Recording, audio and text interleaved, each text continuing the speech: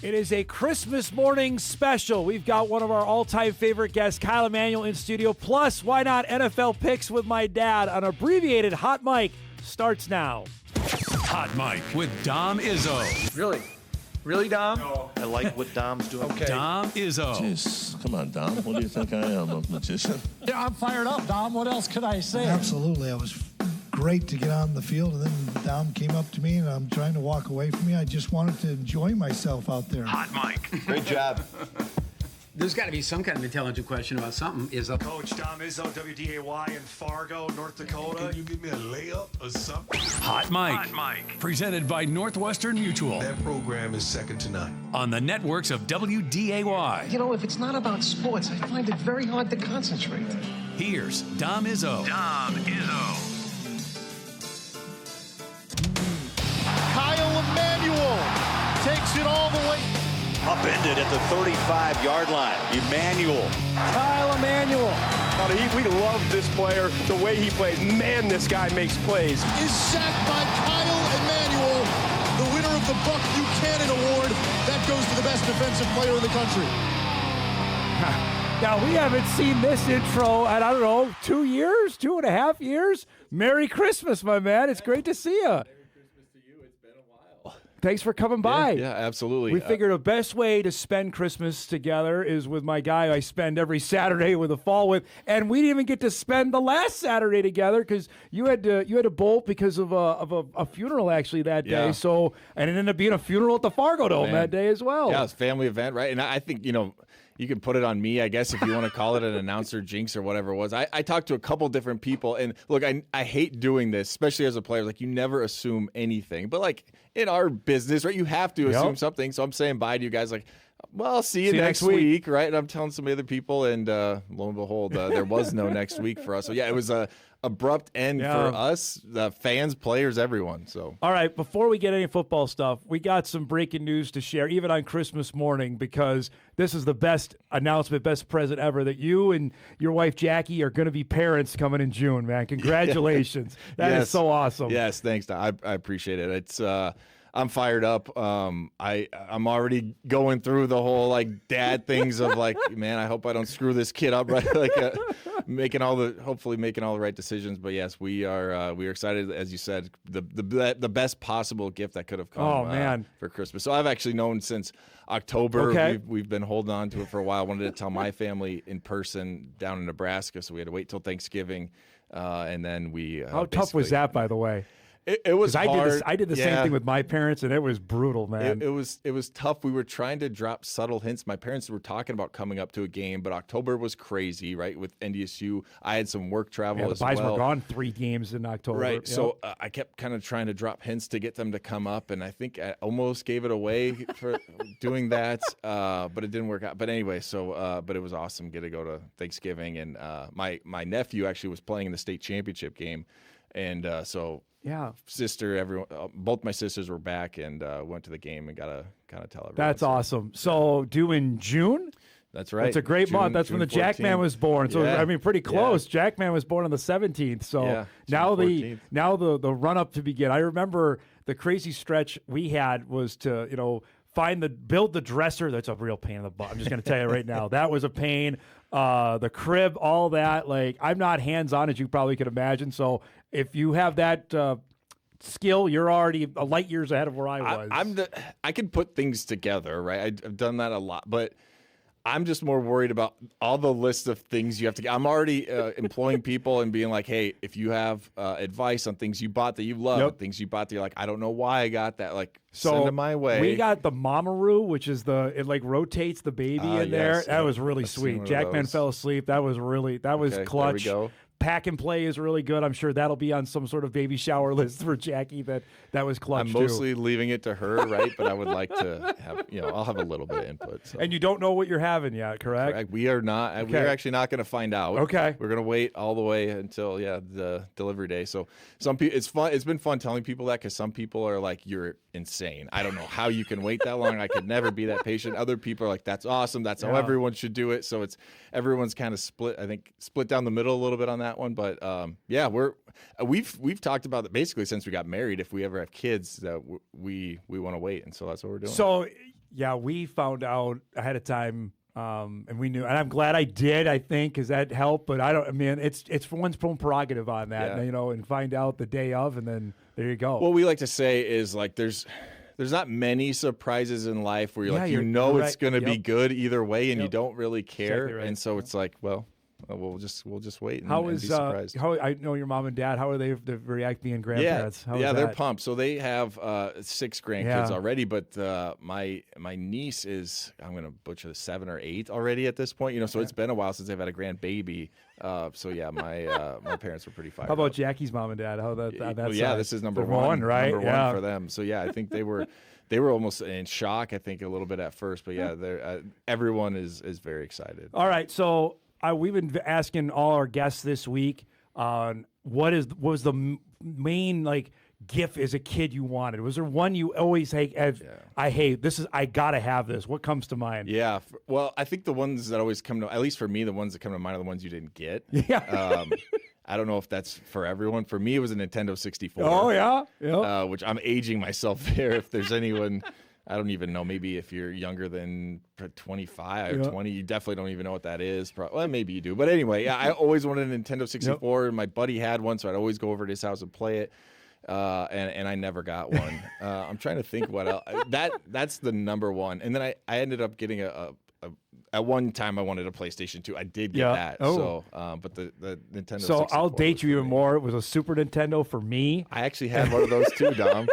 Believe it or not, I had one of those. The game was the NHL 93 game, which everyone raves about, right? I wanted that, but I told my parents I wanted the Street Fighter game because that was super popular. I got Street Fighter, and I was disappointed on Christmas Day. I didn't get the NHL game. My birthday is in March, so I ended up getting it then. But, man, I was massively let down. I didn't get it. Yeah, it's fun.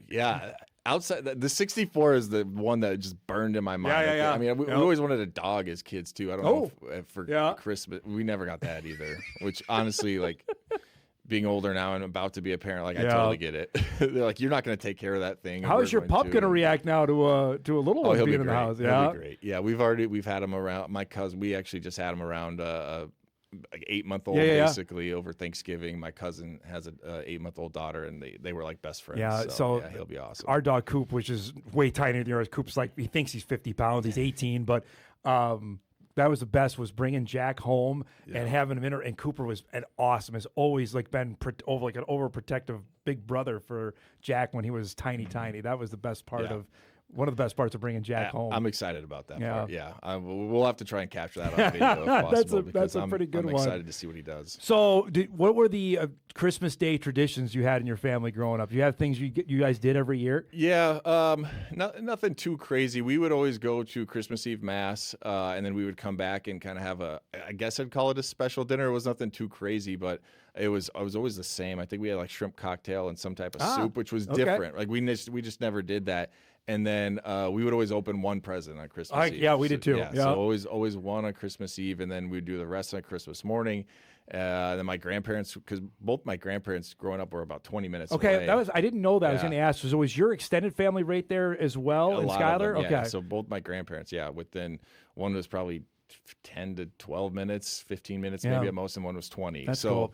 So they would come over then in the afternoon, and my mom would make us pick up everything. And if you got new clothes, right, you had to try it on. Wear those, Grandpa, right? So nothing too crazy, but that was our tradition. I want to talk the actual football stuff in our next segment. So we just wrapped year 5 of doing this. Tell me, if I would have told you, hey, 5 years in, this is where it's going to be, would you have believed me? This is what you do Saturdays during the football season. I would have liked to. Yeah. I mean, it's crazy because people have asked me about that before. And did you ever think you would do this, or how did you get into this? Yeah. And it's kind of a not a crazy story, but it's just never something I necessarily wanted to do. Or I guess I didn't even think about it. I think I started to think about it towards the end of my professional career, and just doing things like this. I've always enjoyed it, right? I have no problem doing it. And then it kind of just came about. And then obviously when WDAY got the contract, and I was fortunate enough to be asked to do be the color analyst,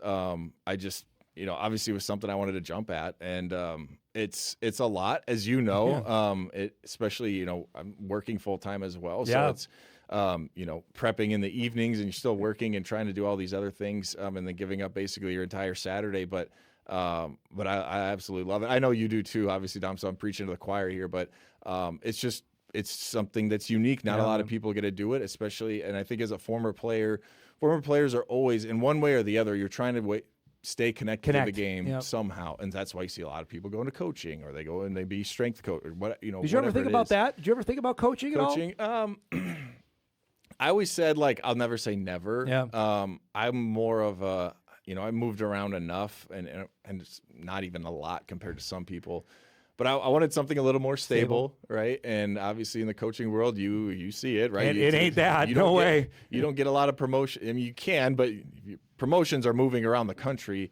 And then, there's the whole recruiting aspect, and it's just the hours are crazy. So, no, I never would have said never. I'll never do coaching. I still wouldn't. I mean, who knows? Right. But I didn't think necessarily it was for me. I always knew there's certain people that I played with, like Grant Olson. So I was going to ask you that. So got to be a coach. So the guys that are currently your former teammates, like Grant, Sam, Carlton, Marcus is up there. Yeah. I mean, Grant's.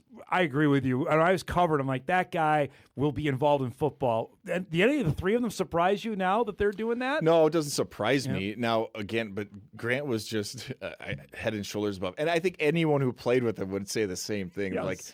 He doesn't have to be a coach. He's talented and he's brilliant. He could do other things, but if there was a guy that we played with who was going to be a coach and you had to pick, that guy should probably be the coach. The other three, no. Carlton, Sam, Mark, all those guys, especially Carlton, just because I saw it more because he was my roommate. Everyone always talks about him and his freakish athletic ability, which is true, right? I mean, that was evident on the field, but he was cerebrally, he was a really, really smart. He understood the game. Then you pair him with Grant. Oh man, that's why those guys had so much success. So no, it doesn't surprise me. Was there another guy you played with that you thought could do it and maybe hasn't? Was there another one that in your plan, either college or the NFL? No, I don't. No one comes to mind right off the top. Again, it's just because I think Grant was just that he was already a teacher when he was already a player. Yeah. I guess one that kind of comes to mind, and I know he's done a little bit like Trevor Gebhardt, a little bit. I think just the personality. And his dad, of course, is a Hall of Fame coach in South Dakota. I would just spend some time with Trevor, and that dude just loves the game. Yes. He's still, he's still all about it. He's following it probably closer than I am, right? And so that wouldn't have surprised me. There was a number of guys that definitely could have, just because again there was so many guys that I played with that understood the game to a different level where you knew that they could go on a coach. It's funny. I saw a recent segment. I can't remember what game I was watching. Was talking about professional guys. Professional football players and how much they watch their collegiate teams on Saturday, how many bets that are on. I know you and I have talked about that. Can you expound on that a little bit of what your playing days in the NFL, what Saturdays were in the locker room? Yeah, they were a blast. Yeah. There was a couple that come so my rookie year, NDSU lost to Montana, right? And then about halfway through the year, we had someone come on our team that was a Montana alum. Yeah. So obviously we had a bet going. One of my good buddies, Nick DeZubnar, played at Cal Poly.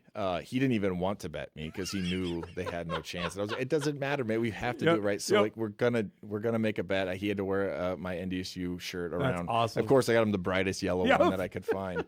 But there's so much trash talk that goes back and forth. It's awesome. It's so fun. Now for me, it's slightly less, right? Just because there's less FCS guys naturally, but still, it goes. I mean, I played with Colton Underwood was there for a while, talking about Illinois State. Yep. He was there with the Chargers, so we had just beaten them in the national championship.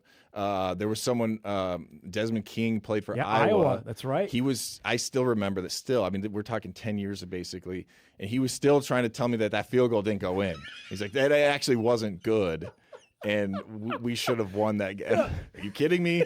Just turn on the film. Yeah. But yeah, so it's I never heard that story. Yeah, that's amazing. Constant. And it was obviously the same for the other one that was big was burger places, because you had a lot of California, you got a lot of Texas guys. Yep. So In-N-Out and Whataburger, there was a lot of back and forth. So you got the college teams, you got the burger joints. What'd you side with after your time in California? In-N-Out. Really? Not even. Yeah. To me, it's not even close. I'm not a Whataburger fan, and I'm not picky at all. It's fine.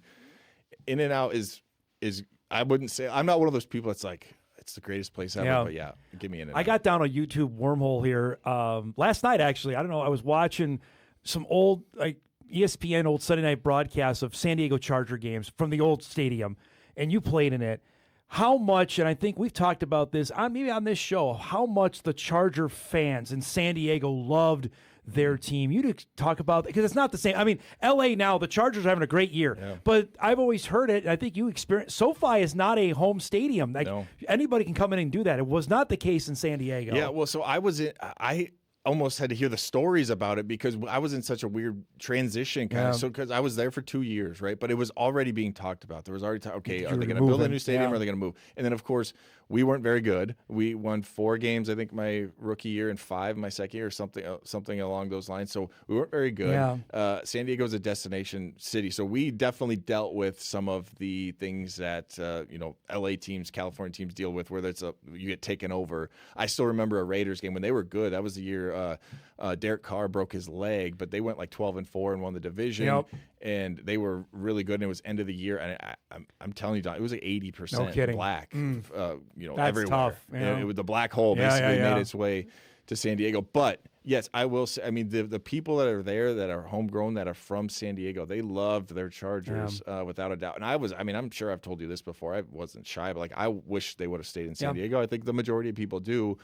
I get it from a business standpoint, and I obviously don't know the numbers, right? I get why they moved, and they wanted it downtown, the stadium, but San Diego is just so unique, and it's just it's so close to LA. I get that, but the market is just there, and unfortunately, and you see it honestly with both the Rams and Chargers play. Those are not home games. Whenever they're there, Rams won a Super Bowl, right? And it was still just kind of we got a million other things and other teams. Correct. You got USC and the Dodgers, the Lakers. I think are the 3 that come to mind. That are they're going to dominate no matter what. That was not the case in San Diego. You guys, I mean, the Padres were kind of good, but if you guys were, that was the thing in San Diego. Yeah. All right, let's break. We're just getting started here. We'll have actually talk some Bison football with our guy Kyle Emanuel here on our Christmas Day special. We got NFL picks coming as well with my dad to wrap up our abbreviated show. We'll do that when we come back.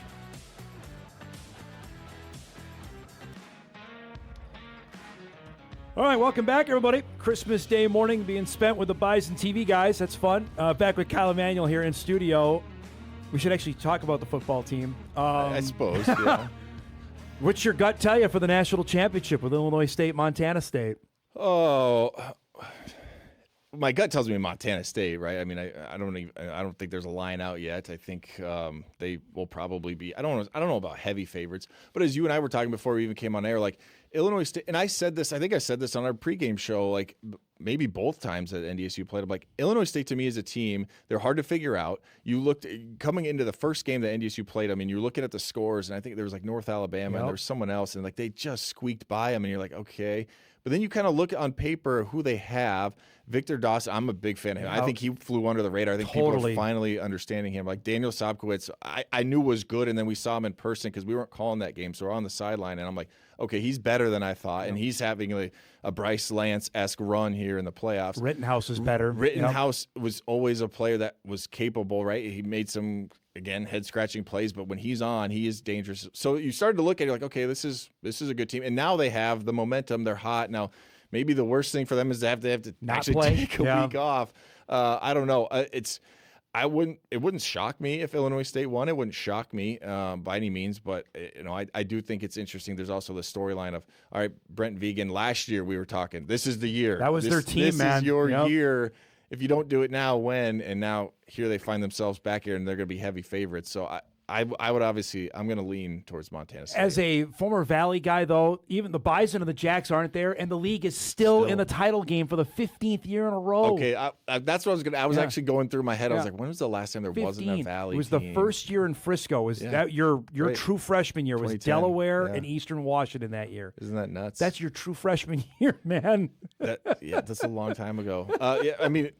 So it kind of puts a stamp on it, and anyone wondering who the best league is. And look, don't get me wrong, the Big Sky's been great as well, but when you have teams. How about this, though? I was thinking about this, too, like in, let's say, like September, if I told you the last Dakota school is going to be South Dakota. Nope. Would have never guessed. And the last Valley school is going to be Illinois State. I'd be like, I don't think so. Not how the Bison played in both of those games in the regular season. No way. It's it's kind of shocking. But I sent out the tweet after the game. I was like, I give Brock's back a ton of credit. I mean, he's been beaten down by NDSU, right? Absolutely. Forever. They hadn't beat your last game. Yeah. I mean, think about that. Yeah. He still talks about that game to this day. And then the way that game played out in Fargo, and for them to, I was watching it on TV, and you could see Rittenhouse on the sideline, and he was distraught. And it was like, you just had to put him away, but they just kept fighting. So I give him a ton of credit. All right, it's the day and age we live in where now players have to go and announce that they're going to come back. But I'm interested in your thoughts to see.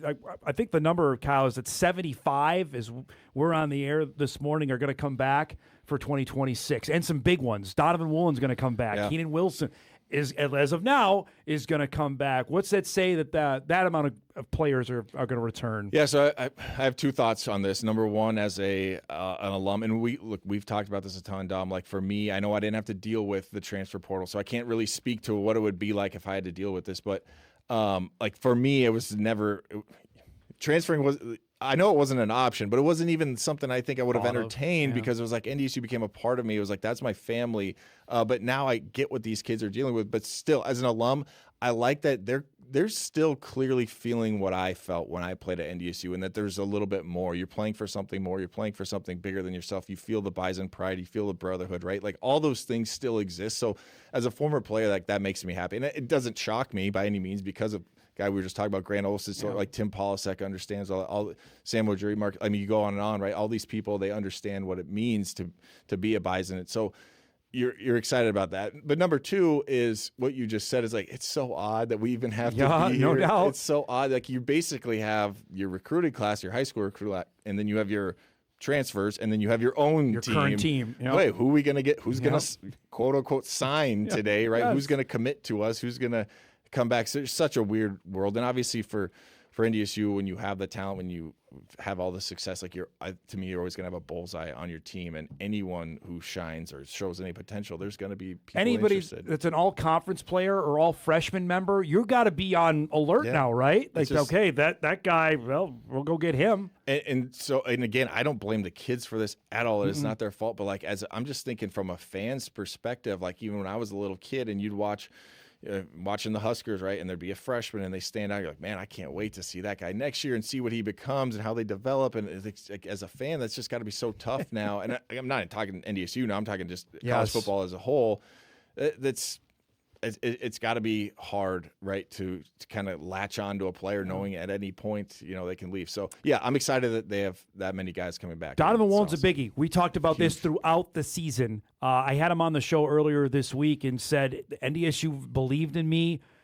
They've trusted me. I want to keep playing here. And that's a big deal considering he just flashed. Anytime you saw the Bison play, number one stood out, I think, immediately. Yeah, he was a guy that we were excited. We saw a little bit last year, right? And he was kind of skinnier. He's like, okay, but there was something was there, no doubt. Right? And I would say the same thing with Nathaniel Staling. It was like those two guys really excited about, okay, but what does it look like when the lights are on and the bullets are live? How are they going to go out and they're going to perform? And it was really with flying colors. It really was both guys. So yeah, I think it's incredible that he wants to come back. I love the comments you just made that he, NDSU believed it. I think, too, and I would say this to anyone, like if your goal, I don't know what your goal is, but if your goal is to play in the NFL, just look at the guys before you.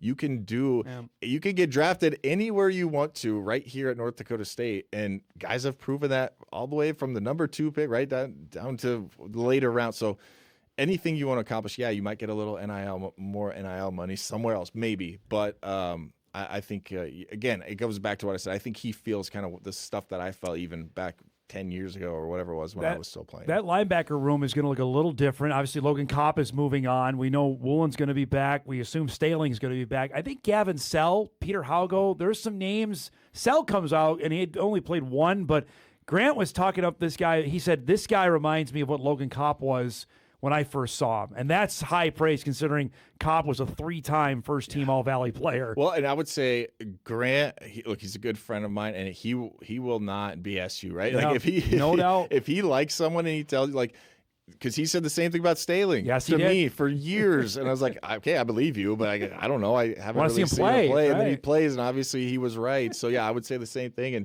And so was a guy that was it the St. Thomas game, whenever it was, he got in, and all of a sudden we're saying his name over and over and over again. So, yeah, I think there's I think Grant, and it really, the strengths that everyone's done a really good job of, and they've gotten into a lot of games, but developing some of those guys behind.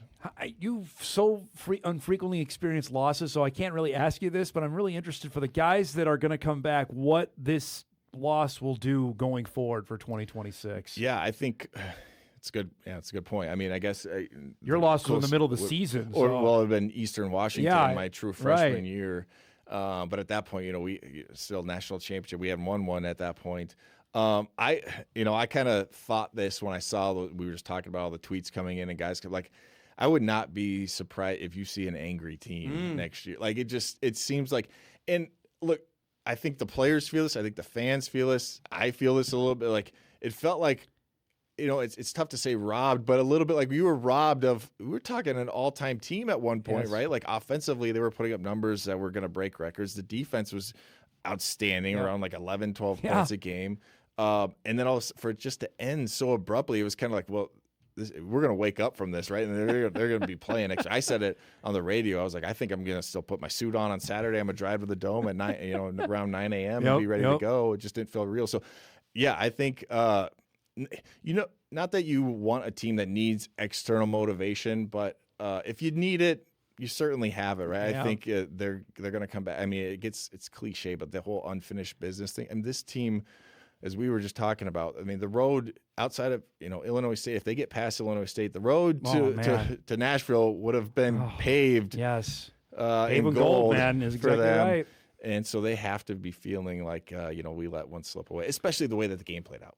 I've said this too. It's like if that was a back and forth game and it was a battle and, Illinois State just made one more play, which I guess you could kind of say that. But 5 interceptions and a punt return for a touch. The way it ended, I wouldn't be surprised if this team comes back with a lot of motivation. All right, last things. Any chance that Cole Payton wins the Walter Payton, or is that sewn up for Bo Brungard? I think it's sewn up for Bo. I do. I don't have a vote. You know that. Bo was pretty darn good. I think there was a little bit of a lull there in Valley play for Cole Payton, right, where he was on such a trajectory, and not that it was terrible by any means. That night in Brookings, we were there. And I'm looking at you like, tell me there's a better player in the country right now than that guy. I'm looking at Cole, right? And the last 4, and then they played next week, and Brungard was really good in that game against the Bison. Really good, and he just continued to put up stats. Yeah. And again, if you're going off pure, like, who do I think is the better football player, I might lean towards Cole Payton. Yeah. I really think I would. Going to the Senior Bowl now, man. But, that's a huge deal. Bo Brungard, you can't take away what he did. I'm sorry, you just can't. So I would look. Again, as an alum, I hope he wins it. Do I think he will? Probably not. Well, you're the only individual right now. You and Trey Lance on the individual awards on the national level is it, which is crazy. So weird. Considering the amount of success. You and Trey are the only ones to win the major individual awards. I think that, Easton obviously, and Marty Marty on there too. Marty Brown won the Jerry Rice last year. Yeah, so but still, there's guys like Easton Stick. The fact that he never won one. Cam Miller, now that one was tough, right? Because Tommy Millot had a phenomenal year, and they're both in the national championship. So I think that one could have gone either way. But it is, it's crazy, especially on the defensive side. And I know you had Grant on. I was listening, and he's talking about, like, when you play good defense and you get off the field, you don't put up stats. And so then individuals don't shine, and it just kind of is what it is. You had to have a crazy year like you did your senior year to have the kind of stats you did to get that award. Right. And you couldn't ignore the kind of year you had that year. It's great to see you, man. I can't be more excited for you and Jackie. Congratulations to get into the best club in the world as the Dad Club. We welcome you with open arms in June. Have a great holiday, and we'll talk soon, okay? Sounds good. Thanks for having me down. Kyle Emanuel joining us here. Happy holidays to you. Merry Christmas as well here on our show. All right, we'll break. We come back. Wouldn't a show on a Christmas include my dad? We'll have some NFL picks coming up when we come back after this.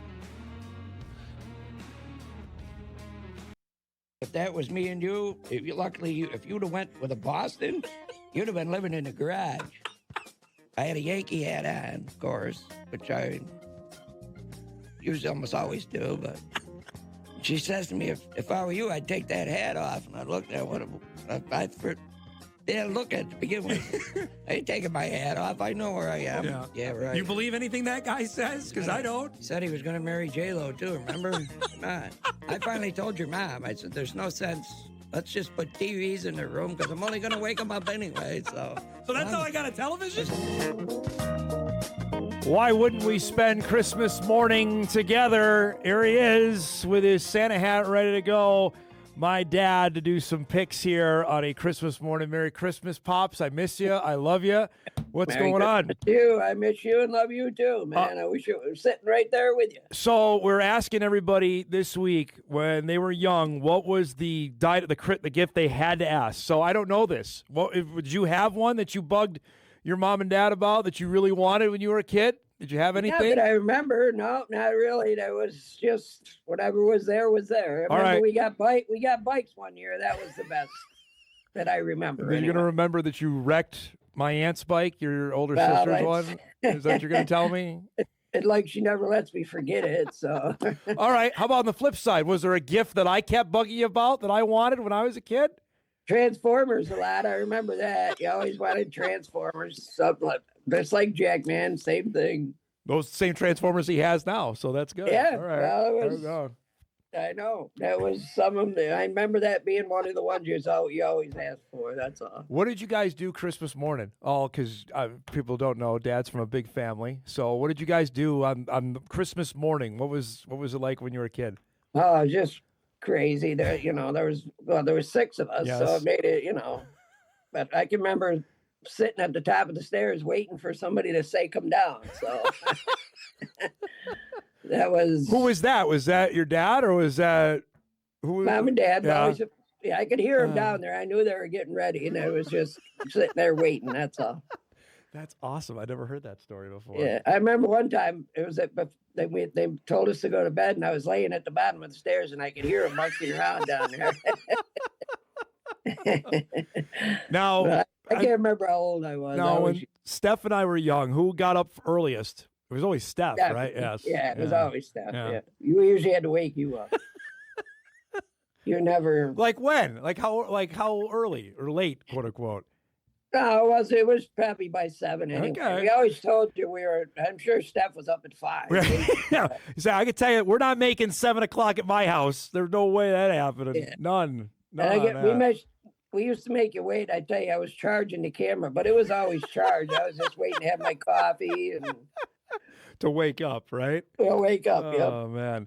It was always fun. Now, everybody wants to make sure, is your internet connection good? Because you were with us last week and you froze up. We've been doing this for 6 years. That's never happened. We've had you in Daytona. We've been everywhere with you. And at home, it froze on us last week. I know, it's crazy. But the wind was 90 miles an hour all day. It kept going in and out all day long. So hopefully today it stays going. All right. So the NFL is ramping up on Christmas here. Now they have fully taken over. The NBA had this forever, and now we got 3 games, and that's the way it looks like it's going to be going forward, that they're going to do this.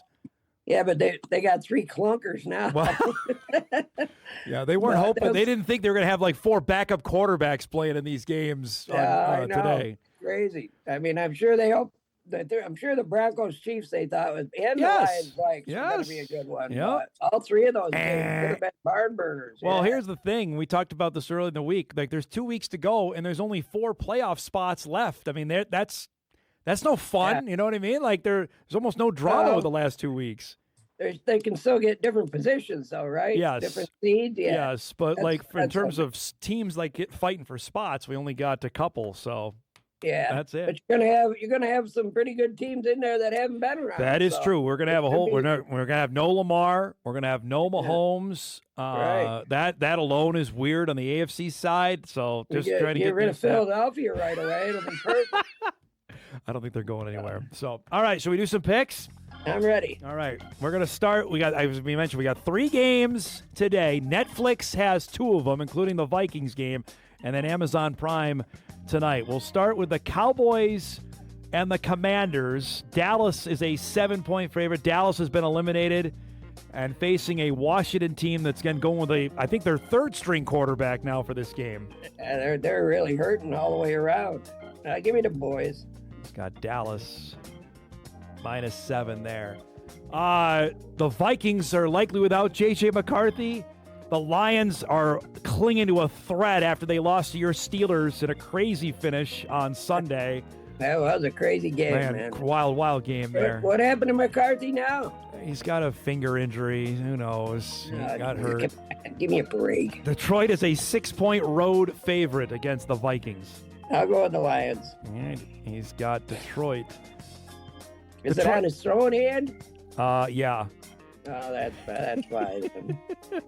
Duh. You mentioned tonight's game is Denver and Kansas City. Again, we thought this might be awesome. And then Mahomes gets hurt. Gardner Minshew tore his the Broncos are on their third-string quarterback. He's a guy who used to play at South Dakota State. Chris Oladokun will be quarterbacking for Kansas City tonight against Denver, who just lost. Denver is a 13.5-point favorite on the road. Well, they should be after last week. Give me the Broncos. That's a lot of points. It is. And we know Kansas City is leaving Missouri. They're going to be playing in Kansas City, Kansas, starting in 2031. In a dome. I know. I don't like that either. That's lame. No, man. All right, we got two games on Saturday. The Texans and the Chargers is a great game. That's on NFL Network, 3:30 on Saturday. The Chargers are a 2.5-point favorite at home against Red Hot Houston. Yeah, I'm going to go with the Chargers. Okay. Your guy Harbaugh's, they're playing well. Yeah, he's the only reason I wouldn't pick him. The game Saturday night is a monster one. Baltimore has to win. The Packers have to win. I don't know who's quarterbacking this game. Lamar's hurt. Jordan Love got a concussion Saturday night. Green Bay is a 2.5-point favorite. I got to believe he'll be back, Love. Give me the Packers. You just feel like Baltimore's done. Ravens lost to the Patriots. That was a bad loss. They still got a shot, though, right? They have to win. They have to win their last two here to catch Pittsburgh. So, well, I hope they lose this one, then it's over. All right, so the game's on Sunday. The Patriots can still have a chance to win the number 1 overall seed. Trap game. They're at the Jets. They're a 13.5 point road favorite against the New York Football Jets. A trap game with the Jets? We're due. We're due to win one of these division games. I'm telling you. I believe you. Give me the Pats. Do you know the Jets don't have an interception this season? Not one. Not 15 games. They don't have an interception. Like you luck it into an interception. They can't even do that. Well, that's why I'm taking the Pats. New England minus 13.5. Cardinals at the Bengals. Two teams going nowhere here. Although, is our guy Joe Burrow going to leave Cincinnati? That's the big question. If I was him, I'd want to. His offensive line doesn't seem like he want to protect him right now. So. How long has he been there? 5 years now? Yeah. They've never protected the guy at all. He's got the what beat out of him. Cincinnati's a 7-point favorite in that one against Arizona. The Steelers are at the Browns. Pittsburgh now controls its own destiny. 3.5-point favorite against the Browns. You talk about a trap game. That's a trap game. Cleveland always plays you guys tough. I will say that. So you know where I'm going. I know where you're going on that. I'm just warning you. That was a crazy win. Crazy win they had against the Lions. Had to have it. They got it. I mean, they had that game wrapped up. They did. Almost blew it, man. I don't think DK's playing this week, though, after what happened there. He's not going to play. 2 weeks, they said. Probably not. Somebody has to win. He shouldn't for what he done. No, they already got rid of one Correct. that didn't want to play. Now they got another one. Antonio Brown he's talking about. Saints and the Titans. Combined 8 wins between these two, although Tennessee is red hot. I think they've won 2 in a row. New Orleans is a 2.5-point favorite against the Titans. The Saints beat the Jets. The Saints did beat the Jets. Thank you. Yes. Give me the Saints. Red hot New Orleans. You're supposed to be nice to me. It's a holiday here. Yeah, I know. I'm sorry. The Jaguars go into Denver and blow out the Broncos. Now they're at Indianapolis, who lost on Monday night. They're hanging by a thread for the playoffs. Jacksonville's a 6.5-point favorite here. I thought they said they were eliminated. No, they still got a chance. They can catch the Texans, but they got to win out, and Houston's got to lose.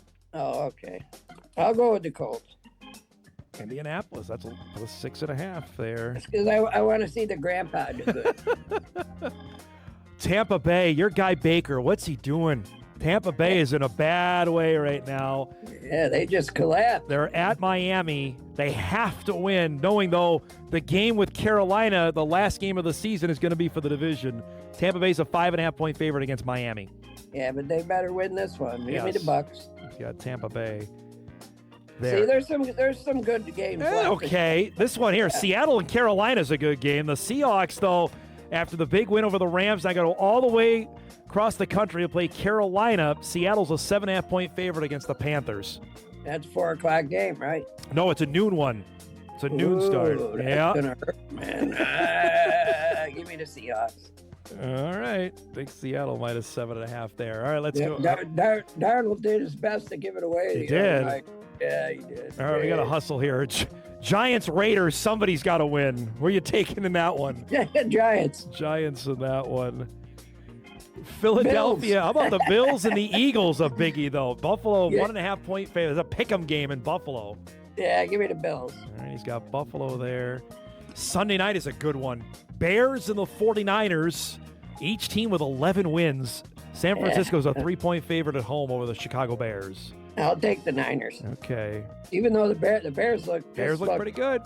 Yeah, you can't beat them. No. Man. You gotta. They play the whole game for sure.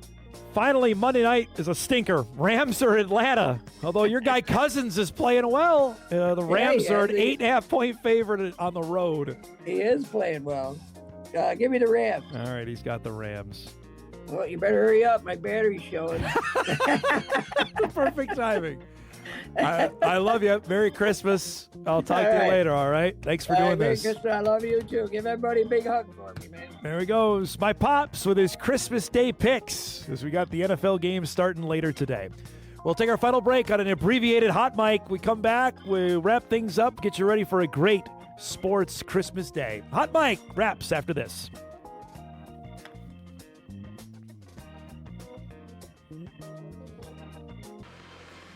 All right, wrapping things up on a abbreviated hot mic on this Christmas morning. So glad you could spend part of it with us.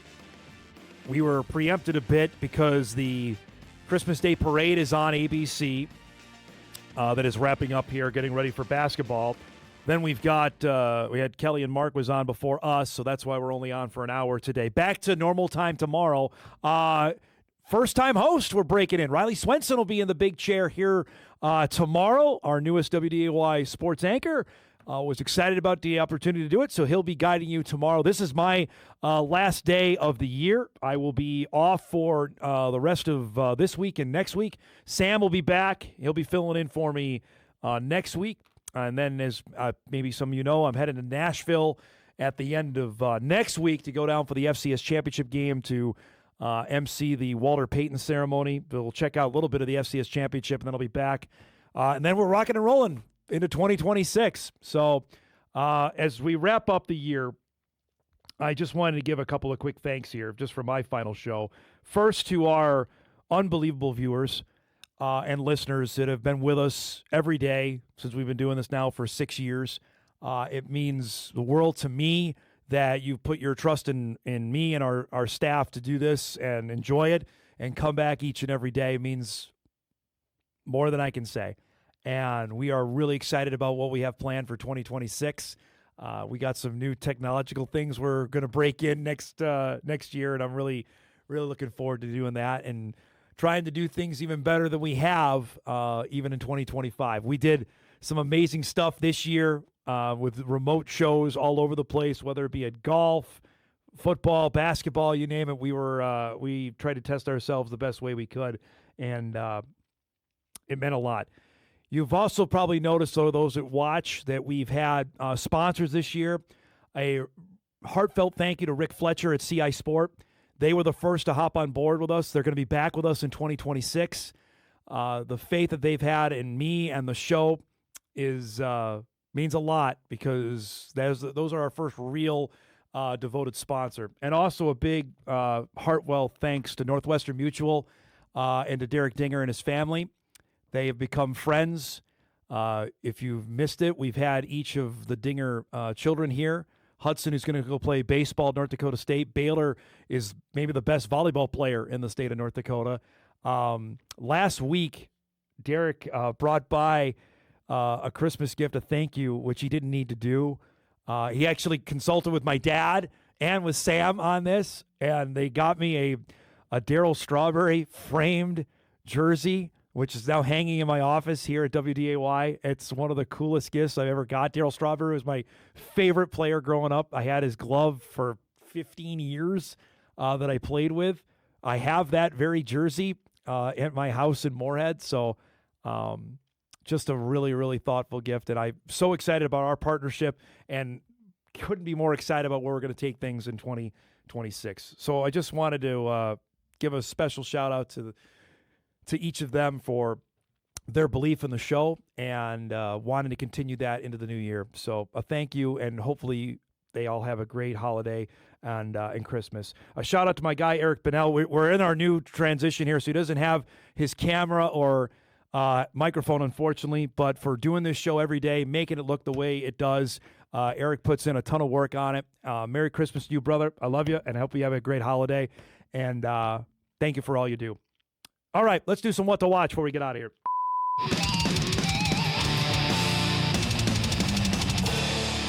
All right, so remember, we got games today. Vikes play at 3:30 on Netflix. Commanders, Cowboys started at noon, and then the Amazon Prime game is the Broncos and the Chiefs tonight just after 7 o'clock. If you're not into the sports today, Christmas Story is still on. Find some time to do it on TNT. You can pick it up in the middle and then watch it there. We mentioned the Vikes game, and the Wolves got to stay up late. We got 5 NBA games on WDAY. They take on the Nuggets at 9:30. We got to go. Our thanks. Great to see Kyle Emanuel. Congratulations to the Emanuel family. Of course, to my dad. If you've missed any of it, you can podcast it later today at Inforum.com. Have a great Christmas, everybody. Happy New Year. We'll see you in 2026. Thanks so much for watching.